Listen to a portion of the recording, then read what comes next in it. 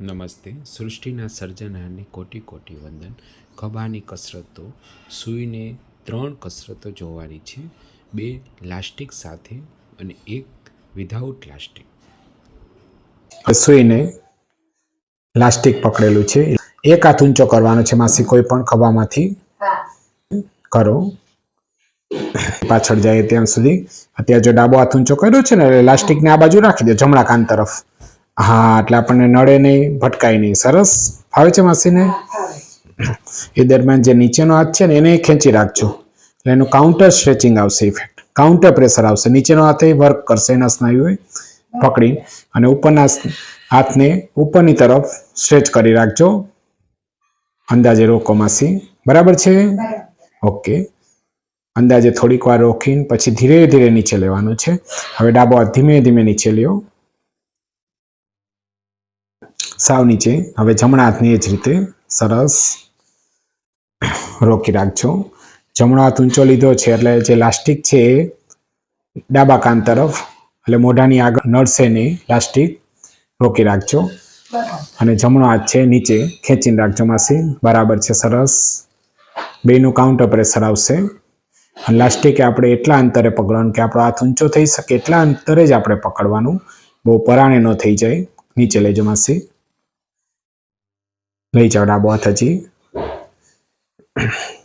ઘણી વાર અંતર ઓછું હોય તો આપણો હાથ ઊંચો નહીં થાય એટલો, બરાબર છે ને? અત્યારે રબરનું ખેંચાણ માસી, હા બસ. જો વધારે લાડ લાગતું હોય તો આપણે અંતર હજી વધારી શકશું, બરાબર? હજી થોડોક છેડેથી પકડવાનું, એટલે એનો અવરોધ ઓછો લાગશે, એટલે આપણે સહેલાઈથી કરી શકીએ. હા બસ બસ. જેમ જેમ આપણા સ્નાયુ સારા થવા માંડે એમ આપણે અંતર ઘટાડી શકશું. પછી સ્ટ્રેન્થનિંગ માટે નીચે લેજો માસી, સરસ. બીજો હાથ લઈ જાઓ. એ રીતે એટ અ ટાઈમ આપણે આપણી અનુકૂળતાએ 3 થી 5 વાર કરીએ, 10 વાર કરીએ. સીધો હાથ કરજો કોણીમાંથી માસી, સરસ. બીજા હાથને નીચે દબાવી,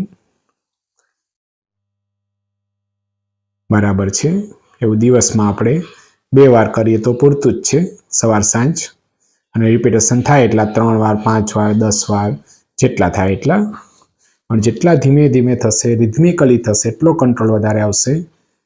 બરાબર છે માસી, રોકો, સરસ. ઓકે, નીચે લેજો ધીમે ધીમે માસી. નેક્સ્ટ પ્લાસ્ટિક સાથે જ હવે એક્સરસાઇઝ જોવાની છે બીજી. બંને હાથને ઉપર કરો, ઊંચા કરો 90 ના ખૂણે મોઢા સામે. બંને હાથને એક સાથે પોળા કરવાના છે. જમણા હાથને જમણી બાજુ બહાર લાવવાનો છે, ડાબા હાથને ડાબી બાજુ નીચે નમાવો બેડ તરફ, છેક સુધી બેડ સુધી લેતા જાઓ. યસ, તકલીફ ન પડે તો આપણને, બરાબર છે માસી? બહુ ખેંચાય એવું લાગે, અટકી જાય તો થોડુંક ઓછું લઈ શકશું. ફાવે છે? ઓકે, સરસ. થોડીક વાર રોકીને પછી બંને હાથ પાછા ઉપર લઈ લો, જેમ હતા એમ જ. આમાં આપણે લાસ્ટિકનું અંતર આપણે નક્કી કરવાનું, કેટલા અંતરે આપણે સહેલાઈથી કરી શકીએ છીએ એ જ જોવાનું છે ખાસ. ફોર્સફુલી પરાણે ન થઈ જાય, એટલે આપણને જે રિઝલ્ટ છે ડે ટુ ડે આપણને મળવાનું ચાલુ રહેશે. કે આપણે ગ્રેજ્યુઅલી ઇમ્પ્રૂવ કરશું રેન્જ, તો આપણું સુધારાની દિશા ચાલુ જ રહેશે. રોકી રાખજો માસી ઉપર. સરસ. પાછા પોળા કરો બહારની તરફ, રોકો માસી, બરાબર છે? સરસ. ધીમે ધીમે, વધારે ખેંચાણ નથી લાગતું ને, અવરોધ બરાબર છે? રબરનું ખેંચાણ, યસ. લઈ જાઓ. નહીં તો આપણે અંતર એનું એડજસ્ટમેન્ટ આપણે કરી શકશું. જે અંતરે આપણને ફાવે એટલા અંતરે જ પકડીને આપણે કરીએ તો વધારે ફાયદો થશે. પ્લસ માઇનસ અંતર વધઘટ કરી શકશું. નેક્સ્ટ માસી, બંને હાથને ભેગા કરીને માસી માથા નીચે ડોક પાસે રાખવાના છે, બરાબર છે? હવે જેટલા ઉપર નજીક આવે એટલા ઉપર અડાડો બંને કોણીનો ભાગ, ટચ થાય ત્યાં સુધી. થાય તો કરવાના, અલગ રહેશે તો પણ ચાલશે. થોડીક વાર આમય રાખવાના છે, અને નીચે લે ત્યારે આપણે રોકી રાખશું. ઉપર નીચે બંને તરફ રોકવાના છે. બહાર પોળા કરો બંને હાથ માસી, ઓશિકા તરફ લેતા જાઓ કોણીનો ભાગ, સરસ. આ કોણીથી ઓશિકાને દબાવો, બીજી કોણીથી બીજી બાજુ ઓશિકાને દબાવો બંને હાથથી. કદાચ આપણો ખભો થોડોક જકડાયેલો હોય, ટાઈટ હોય, ફ્રોઝન હોય તો કદાચ નીચે ન અડે તોય કાંઈ વાંધો નહીં. આપણે રોજે રોજ કરવાથી આ નીચે અડી જ જશે. રોકી રાખજો માસી, બરાબર છે? થોડીક વાર રોકીને પછી પાછા ઉપર લઈ લેજો. ઉપર અડાડો, રાખો, રોકો માસી, સરસ. બહાર લેજો ધીમે ધીમે. દુખતું નથી ને? હા બસ.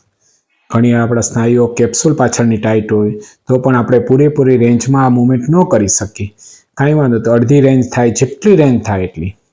પણ વારંવાર કરશું, લાંબો ટાઈમ કરશું તો આ રેન્જ પણ આવી જ શકે છે. રિલેક્સ. આ એક્સરસાઇઝ આપણે બેસીને કરી શકીએ, ઊભા કરી શકીએ, પણ સૂઈને કરવાથી ઘણી સેફ એક્સરસાઇઝ છે.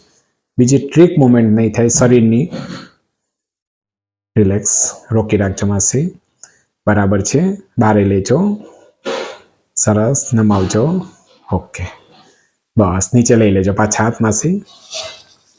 પરમાં સૂઈને કસરત કરવાથી જે શરીરના બીજા સાંધાની સ્નાયુની મૂવમેન્ટ આપણે અટકાવી શકશું.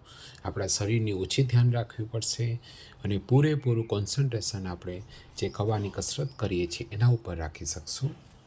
રોજે રોજ કરવાથી જો આપણને તકલીફ હોય, સ્નાયુઓ નબળા હોય, જકડાઈ ગયેલો ખભો હોય તો એમાં અચૂક રિઝલ્ટ મળશે. પણ રોજે રોજ કરવાથી એની પાછળ પડવાથી જે શક્ય બનશે.